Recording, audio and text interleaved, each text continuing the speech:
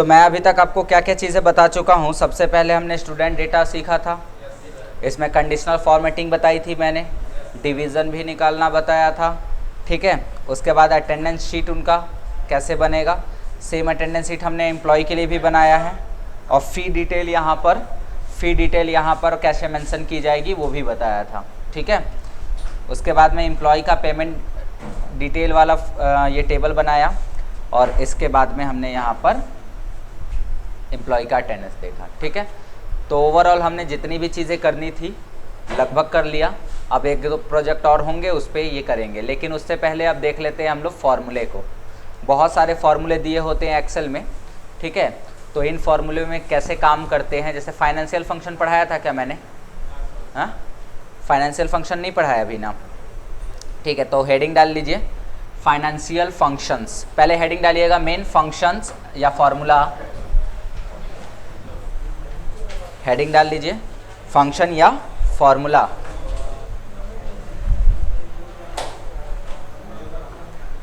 अब इसमें जो पहला टाइप हम लोग पढ़ेंगे वो पढ़ेंगे फाइनेंशियल फंक्शंस का। फाइनेंशियल फंक्शन, अर्थमेटिक फंक्शन मैंने आपको बहुत सारे पढ़ा दिए हैं, जैसे सम का पढ़ा दिया है, एवरेज है, max mean, count, count if, ये सब फॉर्मूले हैं, ठीक है। उसी तरह से कुछ फाइनेंशियल फंक्शंस भी होते हैं जिनका यूज़ हम लोग फाइनेंशियल कैलकुलेशंस में करते हैं। इनमें कौन कौन से फंक्शंस आएंगे तो वो देख लीजिए। पहला जो इसमें फंक्शन आएगा वो आएगा आपका PMT का, PMT, ठीक है। ये फंक्शन होगा हमारा PMT। फंक्शन के साथ हमेशा ये ब्रैकेट दे दीजिएगा। अब देखिए इसका काम क्या होता है PMT का, मैं बस शॉर्ट में लिख रहा हूँ। इट कैलकुलेट्स, मतलब आपको इसे दो चीज़ें देनी होंगी, रेट ऑफ इंटरेस्ट बताना होगा कि कितना % ब्याज लगेगा, और समय बताना होगा कि कितना समय में ये ब्याज पूरा होगा, लोन अमाउंट। इसका स्ट्रक्चर याद रखना होगा एकदम। इसका स्ट्रक्चर जो है वो है = PMT। जब आप ये फॉर्मूला लिखते हैं तो सबसे पहले आपसे मांगता है रेट, फिर मांगता है N पर, और फिर मांगता है PV, ठीक है।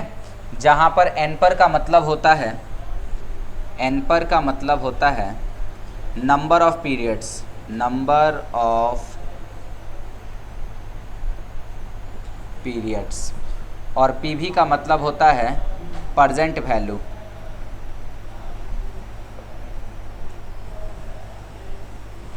PV का मतलब होता है प्रेजेंट वैल्यू।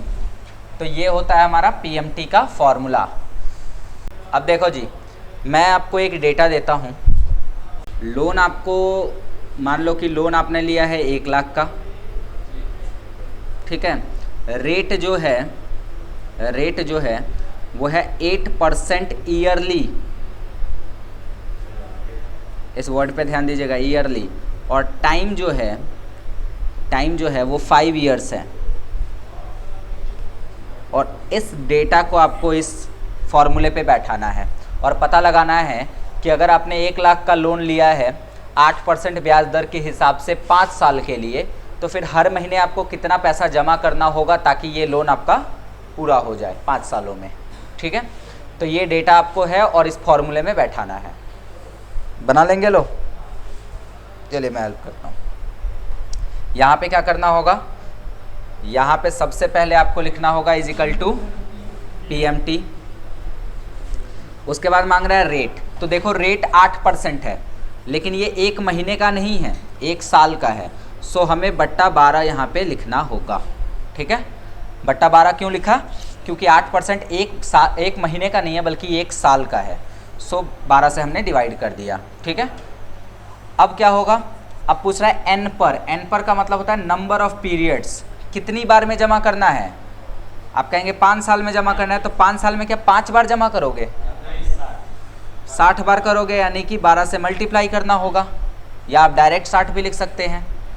उसके बाद कह रहा है PV, प्रेजेंट वैल्यू, लोन कितने के लिए है, ठीक है। ये हो गया हमारा एग्जाम्पल, ठीक है। बना लीजिए इसको।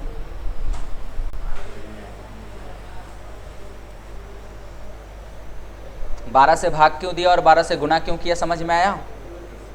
भाग इसलिए दिया क्योंकि वो 1 महीने का नहीं 1 साल का है, और गुना इसलिए क्यों किया क्योंकि 5 बार में नहीं देना है, 5 साल में 12 बार देना, 12 बार देना है, इसका मतलब 60 बार देना है टोटल।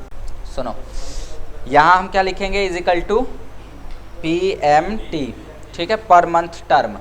अब पर मंथ टर्म में क्या मांग रहा है, रेट, तो रेट हमें पता है 8% है, तो 8% बट्टा 12, क्योंकि 1 महीने का हमें निकालना है, कॉमा n पर आप डायरेक्ट 60 भी लिख सकते हैं, नहीं तो 12 गुणे 5 या 5 गुणे 12 भी लिख सकते हैं, तो मैं डायरेक्ट 60 लिख दे रहा हूँ, क्या फ़र्क पड़ता है।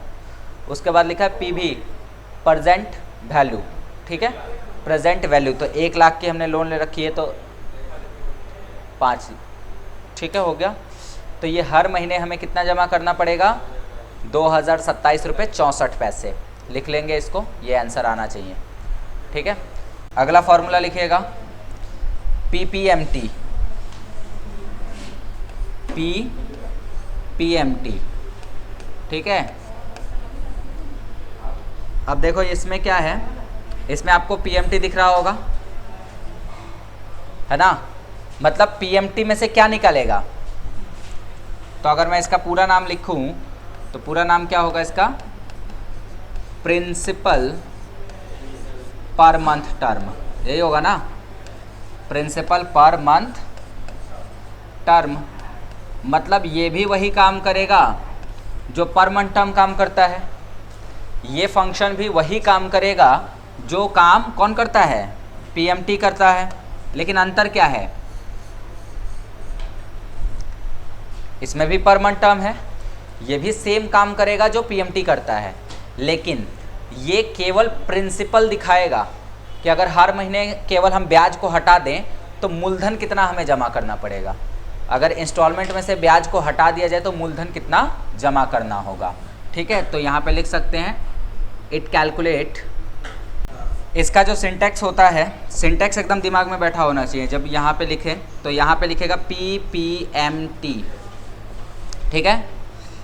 यहाँ पर क्या होगा, रेट, फिर ये मांगता है एक एक्स्ट्रा चीज़ जिसको बोलते हैं पर, यानी पीरियड, और फिर n पर मांगता है, और तब मांगता है PV। देखो PMT में 3 चीज़ें मांग रहा था, इसमें 4 चीज़ें मांग रहा है, ठीक है।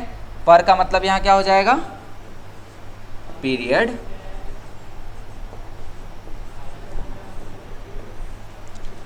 अब सुनिए, वही सेम डेटा अगर हम रखें, वही सेम डेटा मतलब ब्याज दर कितनी थी, PPMT ब्याज दर कितनी थी 8% बट्टा 12, पर में हमेशा 1 रखना है, इसमें एक लाइन मेंशन कर लीजिएगा, ऑलवेज 1, ऑलवेज 1, ठीक है। ये हमेशा क्या होना चाहिए, 1 ही होना चाहिए, तो पर की जगह 1 रख दिया। n पर कितना था जी, 60, 12×5 60, ठीक है, तो हम डायरेक्ट 60 भी लिख सकते हैं, क्या फ़ायदा मतलब उसको गुणा का चिन्ह दे के लिखने का। अगला फंक्शन क्या है, IPMT, interest per month term, बस जहाँ जहाँ P लगाए हो वहाँ I लगा दो, ठीक है। तो दोबारा इसको लिख लीजिए IPMT करके, PPMT निकाल रहा है प्रिंसिपल और ये निकालता है इंटरेस्ट, यहाँ पर हम लिखते हैं इजिकल टू PPMT, ठीक है। क्या मांग रहा है, रेट 8% बटा 12, उसके बाद में 1 लिखेंगे, फिर 60 लिखेंगे और फिर 1 लाख देंगे।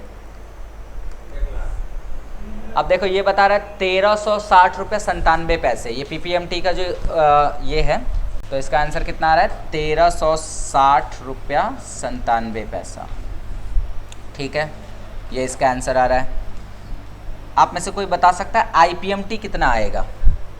अब देखो यहाँ पर क्या करेंगे हम, IPMT रेट मांग रहा है 8% बटा 12, पर मांग रहा है 1, 60, 666.67, ठीक है। अब ये 666.67 का मतलब क्या समझे आप, कि हम जो इंस्टॉलमेंट देते हैं ना, देखो हम जो इंस्टॉलमेंट देते हैं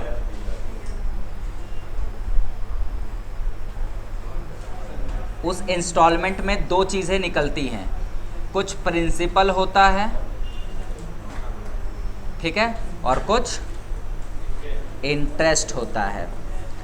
हमारे कंडीशन में हम लोग इंस्टॉलमेंट कितना भर रहे हैं, 2027.64 भर रहे हैं, जिसमें से 1360.97 क्या है, प्रिंसिपल है, और बचा 666.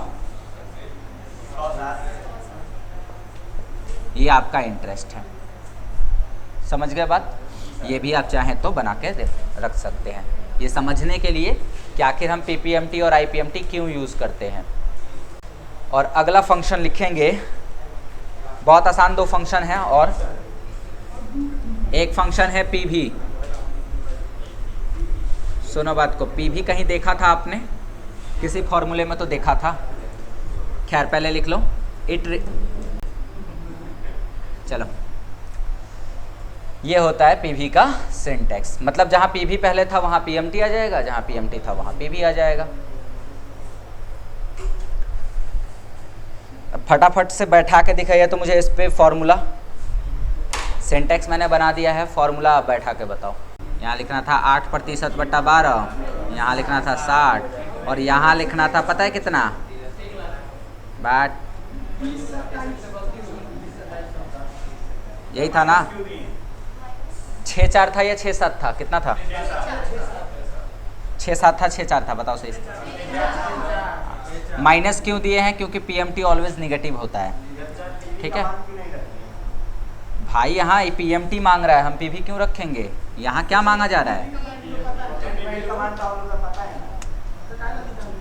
हाँ पता है। अब जैसे मैं आपको एक दूसरा डेटा दूं, मैं आपसे कहूं कि एक काम करो, आप ना हर महीने 1250 रुपये जमा करना शुरू कर दो, ठीक है, और 3 साल तक जमा करना, 3 साल तक जमा करना, आपको 5% का ब्याज मिलेगा, ठीक है। तब आप सोचेंगे ना कि आखिर 3 साल तक मैं पैसा जमा कितना करूँगा, ये बताओ। हर महीने 1250 रुपये जमा करने हैं 3 साल तक, तो 5% का ब्याज मुझे मिलेगा। तो आप 2 चीज़ें सोचेंगे कि मुझे पूरा पैसा कितना मिलेगा और मैंने जमा कितना किया, ये भी तो सोचेंगे ना। तो अब तो यहाँ पे पीवी की ज़रूरत पड़ेगी, पीवी तो हमें पता ही नहीं है। तो ये जहाँ इन्वेस्ट करने की बात आती है वहाँ पे, जहाँ पर आपको पता है कि हर महीने कितना जमा करना है, कितने महीने तक जमा करना है, कितना % ब्याज मिलने वाला है, ये नहीं पता कि कितना जमा करना है, टोटल कितना जमा करना है, वहाँ पीवी का यूज़ कर लेंगे, ठीक है। चलो, इसका फॉर्मूला लिखोगे तो क्या लिखोगे, 5%/12, 60 की जगह 36 लिख देंगे, और यहाँ क्या लिखेंगे, -1250, तो बता देगा कि आप टोटल कितना जमा कर रहे हो। क्लियर बात? चलो, अब एक इसी पर आधारित होता है, जैसे मैंने कहा कि फिर आप ये भी जानना चाहेंगे कि आपको टोटल मिलेगा कितना, जमा कितना करेंगे वो तो पीवी बता देगा, टोटल कितना मिलेगा तो ये बताएगा हमारा फंक्शन FV, फ्यूचर वैल्यू।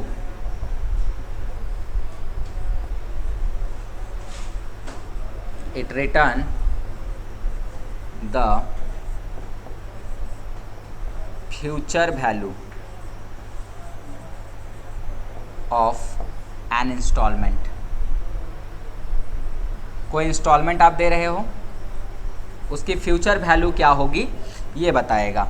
जैसे आपने लिखा = FV, तो पहले मांगेगा रेट, फिर मांगेगा N पर, और फिर मांगेगा PMT। आप कहेंगे सेम फार्मूला तो है, एकदम PV की जगह FV। क्या बनाएंगे, FV, रेट कितना है 8%/12, N पर है 60, और हर महीने जमा कर रहे हैं कितना, 2027। बस PV है, रेट मांगा तो क्या करेंगे, 8%/12, फिर 60। अच्छा एक बात बताओ, आप चाहो तो लिख सकते हो और चाहो तो आपके पास यहाँ PMT है ना, यही है ना PMT, इसका एड्रेस दे दो। बताया 1 लाख की लोन ले रखी है हमने, अब FV कैलकुलेट करो। मतलब ये तो पता चल गया कि अच्छा हमने 1 लाख रुपए का लोन लिया था, लेकिन हमें चुकाना कितना पड़ेगा 5 सालों में, ये पैसा हर महीने 2000 चुका दे रहे हैं, तो 5 साल में कितना देना पड़ जाएगा। तो हम यहाँ क्या लिखेंगे, FV 8%/12, 60, PMT की जगह D3। मतलब ये बता रहा है कि आपको 1,48,984 रुपये 57 पैसे देने होंगे। मतलब आपके 48,900 रुपये जो हो गए, 48,984, ये आपका इंटरेस्ट आ गया।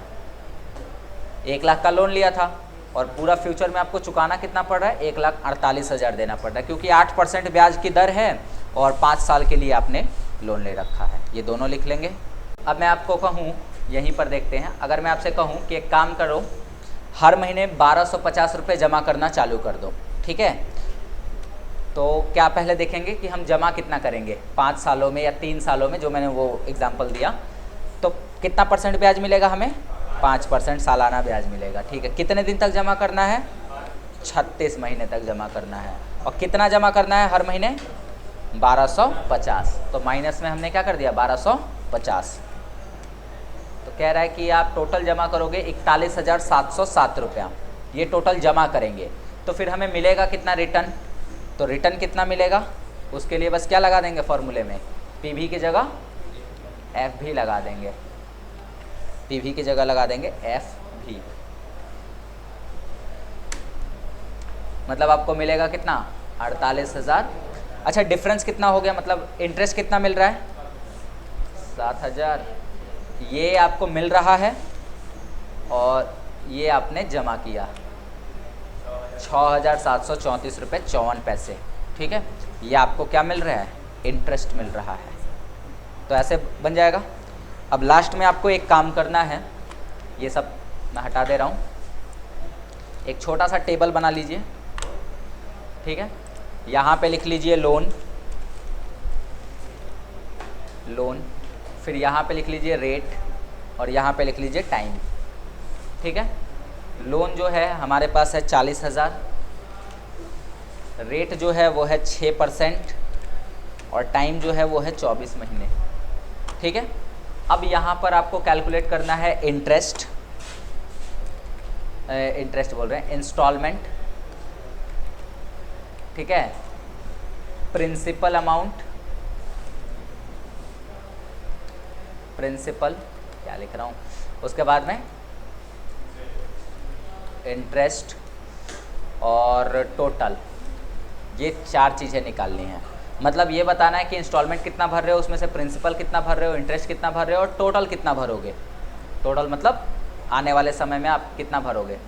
तो यहाँ क्या लिखेंगे, कोई फार्मूला सजेस्ट कर सकता है कि यहाँ कौन सा फार्मूला यूज़ करना चाहिए। हाँ, अरे भाई इंस्टॉलमेंट कौन निकालता है, PMT निकालता है। रेट कितना है लिखेंगे थोड़ी, इस पर क्लिक करेंगे, बट्टा 12। ठीक है, N पर कितना है 24, क्लिक करेंगे और फिर यहाँ पर B1। मतलब हर महीने हमें कितना भरना पड़ेगा, 1,772 रुपया। प्रिंसिपल के लिए देखो कुछ नहीं कर रहा मैं, इसी फॉर्मूले को कर ले रहा हूँ कॉपी, क्योंकि ये पूरा लिखना पड़ेगा मुझे। कॉपी और इसमें आकर क्या कर दिया, पेस्ट। बस इसको चेंज करते हैं। चेंज क्या करना है, PMT की जगह क्या लगा देना है, PPMT, और ये 12 के बाद कॉमा देके 1 लिखना पड़ेगा ना।